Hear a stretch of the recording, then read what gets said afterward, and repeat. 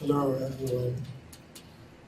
Welcome to my presentation on investigating the root causes and management of conflicts in construction projects in Ghana. My name is Abdul Samed Muntaka. I'm a full-time lecturer of the Kwame Nkrumah University of Science and Technology. This research was conducted by three of us. Myself, Abdul Samed Muntaka, of the Department of Supply Chain and Information Systems, Kinsley Hagan Emmanuel, a former MBA student, and Daniel Domhe, a lecturer at the Department of Accounting and Finance. All of us belong to the business school. Usually in project environments, the team implementing a project as well as other stakeholders have varying interests, and these varying interests make conflict inevitable. What has resulted is that most project organizations spend time focusing on finding out how these conflicts come about and how to deal with them. By implication, it means to achieve success in the project, you ought to be able to manage these projects so they don't become vipers along the way. According to Ankara and Langford, 2005, conflicts are unavoidable byproducts of organizational activities. And given that projects are usually implemented in organizational setting where you have a team and different units coming together to carry out the project, it means that the conflict as described by Ankara and Langford here applies to projects as well. Kumara Swamy, 1997, points out that about 75% of construction projects are subject of one type of conflict or another. This makes the construction industry a prone zone for conflicts, especially as far as projects are concerned. According to Finn et al. And Garrett, 2002, the construction industry has over the years become an adversarial culture prone to conflict and disputes. According to them, the success of projects will therefore to a large extent depend on the manner in which these conflicts are identified and dealt with. So what was the aim of this study? The aim was simple. We just wanted to uncover the nature and root causes of conflicts in construction projects in Ghana, and then to find out the most effective strategy for dealing with these conflicts. Is this study significant? And the answer is yes. This study is significant on three levels. First, it provides a rare context in which projects conflicts are assessed. The root causes of project conflicts are assessed. What is this rare context? You realize that in Ghana, it is very common for you to find a project with even 8 people having about 4 or 5 tribes. The members are from 5 tribes. It is even possible to have all 8 of them coming from different tribes. Coming from different tribes means they have different sensitivities. They have different cultural orientations. And therefore, what one person from a tribe may not consider as offensive statement, another from another tribe will consider as offensive. So, to be able to manage a project in this kind of environment, you need to have an understanding of what are some of the possible causes of conflict. Now, the findings of this study will introduce managers in such culturally diverse environments as described to ways of managing the conflicts that may come up. It is important to note that now internationalization and globalization has made it possible for construction companies from one country to be implementing large projects in another country. A case in point is the N1 highway in Ghana. This is believed to have been constructed by a foreign company. That means they are working with Ghanaians who are from culturally diverse backgrounds, and therefore the knowledge of how to deal with conflicts that may come up is necessary. This study also found something very interesting. It is widely held, as posited by Waldron 2006, that a major cause of the project conflict is from contracts. But the contrary is what is happening in Ghana. Contracts pose very little challenge for many construction projects. So, what are the root causes of conflicts in projects? Several authors have identified numerous causes.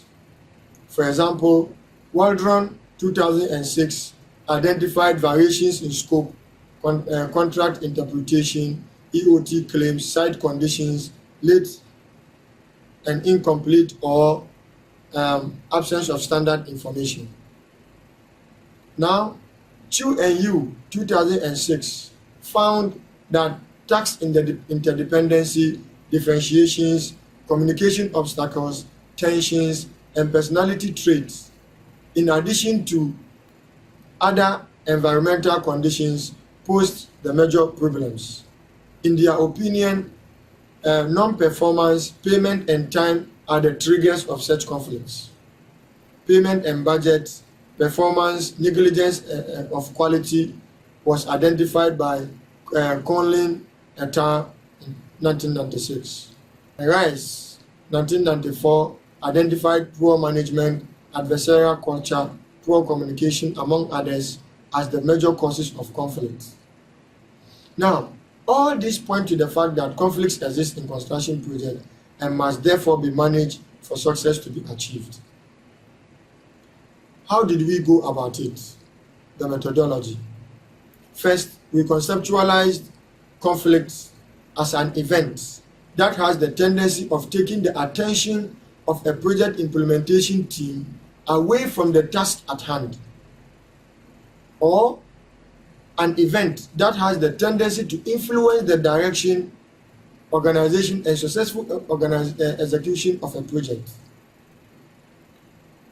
To be able to carry out the research, we operationalized conflict by grouping it into two: general conflict and then contractual conflict. We looked at general factors and contractual factors. Contractual factors related to the contract document, contracted terms, and issues associated with it, while general factors related to all other possible causes of conflict. Now, primary data was accordingly collected from a sample of 400 respondents, selected from 118 ongoing and completed projects in the Kumasi Metropolis of the Ashanti region of Ghana. Just to give you a brief description of Kumasi, Kumasi is the second largest city in Ghana, next to Accra, the capital. By implication, a lot of the projects, construction projects that go on in Ghana have roots in Kumasi.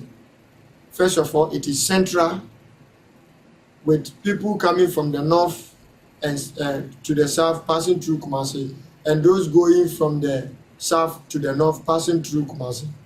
This gave Kumasi a central position, and therefore the government of Ghana spends a lot in trying to provide fiscal structures to accommodate different aspects of the social life.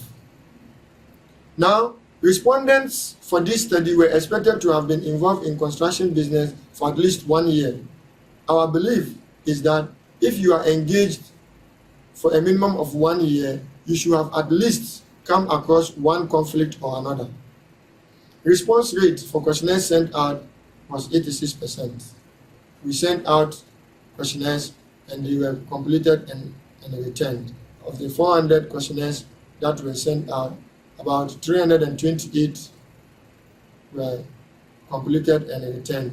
In fact, about 358, but we had to sieve it to see which ones were good for analysis. So, how did we go about analyzing and presenting our results? First, the descriptive statistics of the respondents was assessed, and we used a scale of not at all, and we coded it as 1, occasionally was coded as 2, sometimes 3, usually 4, and always 5.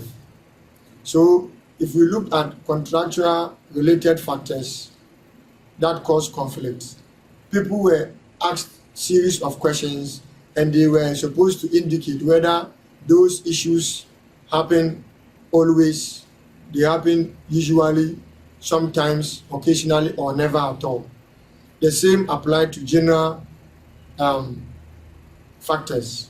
And the analysis of the responses indicated that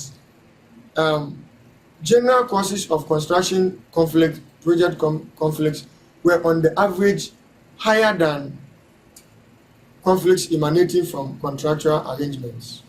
For instance, poor communication between and among project team had a mean of 3.64. Contractors submitting unrealistic low bids to win the contract, and this emanated from, usually what happens is that in the bidding process, some contractors are found to have quote low bids, and then once they are awarded the contract, they come in to present variations. They sometimes either influence or coerce the officers into accepting to sit with them and then revise the rates. Then delays in payment, that is mobilization, part payment, and so on. And this mobilization and part payment came in because as part of the process of carrying out projects in Ghana, a contract awarded to a performing organization enables the performing organization to get what we call mobilization. This is an initial amount of money paid to the performing organization to allow them to report to site and start the project. Then they are expected to exhaust the funds and travel beyond how much they were given. Then assessments are made at 25% complete, 75% complete, and 100%, and payment is done accordingly. These represented the most rated and fall under the category of general sources of conflicts, and they were presented here in increasing order. On the other hand, contractual sources of construction project, according to the responses, were usually those resulting from inadequate construction time or duration, and that came in with a mean of 3.22, and changes to contract due to site and environmental conditions came in with a mean of 3.05. So even though these results point to the fact that contractual factors also contribute to some conflict in construction projects, the most serious were the general factors. Now, this table presents an analysis of the responses for the effect of conflicts on projects. And you will find that, for example, delays in project completion came in with a mean of 4.915 and a standard deviation of 0.2. Then cost of overrun came in with 4.5. So it means that The major effects of conflicts emanating from either general or contractual factors can be attributed to delays and inefficiency in construction, delays in project completion, cost overruns, tarnishing the reputation of project teams, and reduces on-site productivity. So these are the effects. So all these conflicts translate into delays in completion. They translate into cost overrun. They translate into delays and inefficiency in the construction, among others, as presented on the table. Now, if conflicts are a part of projects, the next the research team wanted to look at is what are some of the strategies that have been employed or that could be employed to deal with these conflicts. And in fact, our emphasis here was on those ones that have been used before. And so we posed questions to the respondents, and out of the questions that were posed, we summarized this into competing, avoiding, compromising, collaborating, and accommodating. These were carved out of the proposed strategies for managing conflicts by the Project Management Institute. Collaborating emerged the most effective strategy with a mean of 4.52 and a standard deviation of 0.5. Now, by implication, it means if project teams or project managers adopted a collaborative approach to managing conflicts, it yielded the most, or it could yield the most results, as against accommodating the conflict or compromising on it, or even competing or creating a competition among the feuding parties. Now, in order that we will be able to find out whether there is any association between the variables that the study is looking at, that is the conflicts and its effect on the project's success, we try to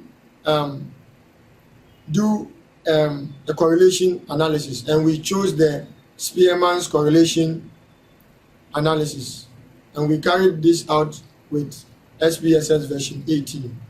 Among the results of the test is the fact that contractual causes of conflict had an insignificant association with the effect of conflict on construction projects, with an R of negative 0.01 and a P greater than 0.05, meaning at 95% level, the relationship between contractual causes and then the effect on projects was negative. So as contractual factors go up, the effect on the project is expected to go down. Now, general causes, on the other hand, had a significant association with the effects on conflict.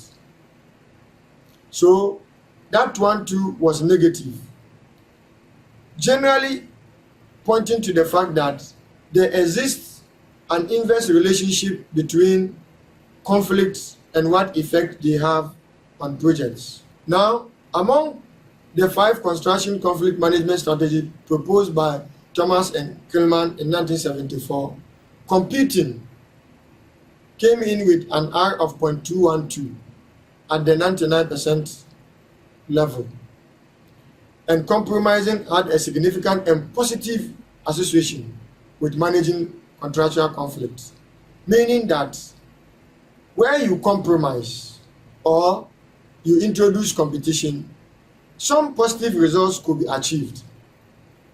However, accommodation and collaboration had the most significant effects, but they had that relationship with my general causes. So, in terms of the general causes of conflict, adopting an accommodative or collaborative approach is expected to yield a better result than if you adopted a competing or compromising approach, because they were mostly effective in dealing with contractual causes or factors and not general. So, creating competition among team members as a conflict management strategy had a significant but negative association, meaning that if any project management team or project manager intends to manage the conflicts on his project by adopting or creating competition among the team members, it will yield far worse or far more effect or consequences than if the manager adopted another approach, because creating competition has the tendency of letting the project team members lose track of what the objective of their being on the project is. And if we refresh our minds on the basic principles of the project management approach, we will realize that it works mostly on effective communication, teamwork, and continuous improvement.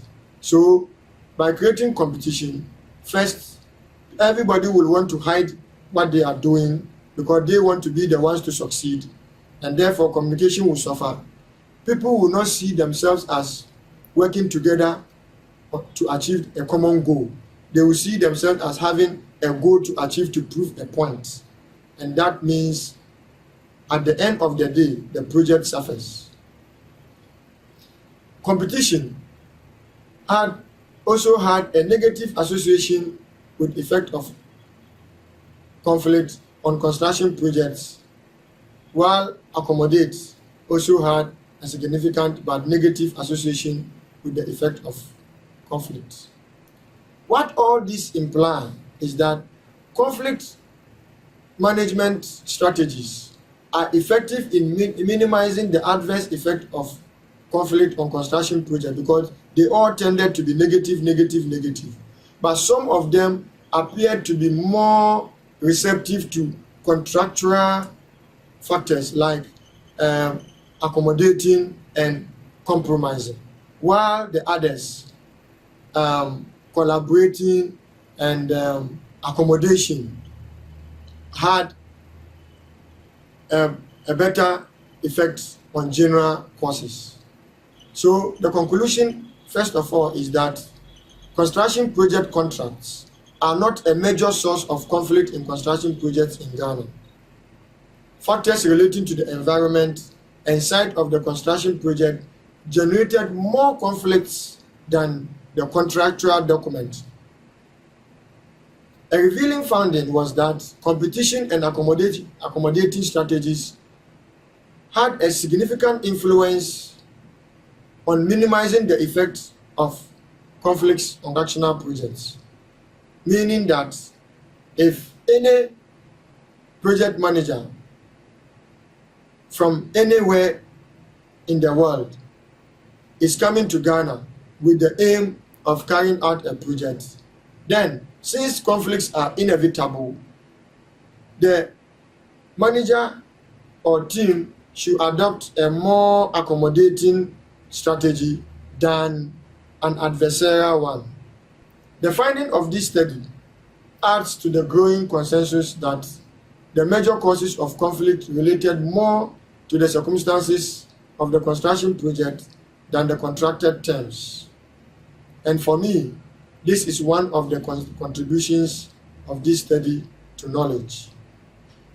Again, the growing debate about the issue of pursuing sustainable projects make the findings of this study relevant to any forum where sustainable development issues are discussed, because it is important to refresh our minds on the fact that development is generally achieved through projects. Small projects come together to move the society forward. And therefore, To be able to sustain such development, conflict must be kept at the barest minimum. Therefore, no matter the kind of the project, it is important to realize that understanding the causes of conflict provide a better opportunity to effectively manage or deal with them, so as not to jeopardize the successful execution of the projects. Thank you very much. I hope to hear your comments, and then I am open to learning and improving. Thank you.